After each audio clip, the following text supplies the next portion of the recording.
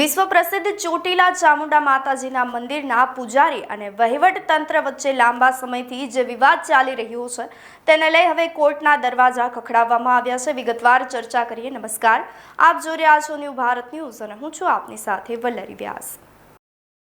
વિશ્વવિખ્યાત યાત્રાધામ ચોટીલા ચામુંડા માતાજીના મંદિરના પૂજારી અને વહીવટદાર વચ્ચે લાંબા સમયથી ગજગ્રાહ ચાલી રહ્યો છે। તો તાજેતરમાં જ નાયબ કલેક્ટરના મૌખિક આદેશ કે જે સૂચના મુજબ મામલતદાર દ્વારા કોઈપણ કાયદેસરની પ્રોસિડિંગ્સ કર્યા વગર જે છે તે પૂજારીને નોટિસ ફટકારવામાં આવી હતી અને આ મનસ્વી વલણ સામે પૂજારી પક્ષે ગુજરાત હાઈકોર્ટના દ્વાર ખખડાવ્યા છે। કેસની સુનાવણી દરમિયાન હાઈકોર્ટે સરકારી તંત્રની કામગીરી સામે પણ ગંભીર સવાલ ઉઠાવ્યા છે। કોર્ટે વેધક સવાલ કર્યો હતો કે કોઈપણ પ્રકારની કાયદાકીય પ્રક્રિયા વગરનું પાલન કર્યા વિના જે છે તે સીધી નોટિસ ફટકારવી તે યોગ્ય છે?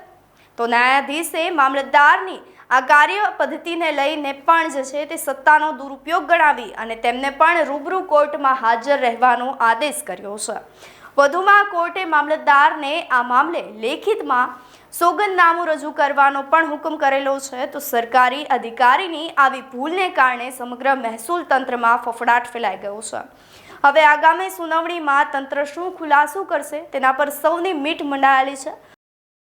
અમારી નજર સતત આ સમાચારો પર ટકેલી છે। તમે જોતા રહો ન્યૂ ભારત ન્યૂઝ, જેના પર આપની શું પ્રતિક્રિયા છે અમને કમેન્ટ બોક્સમાં ચોક્કસથી જણાવશો। નમસ્કાર।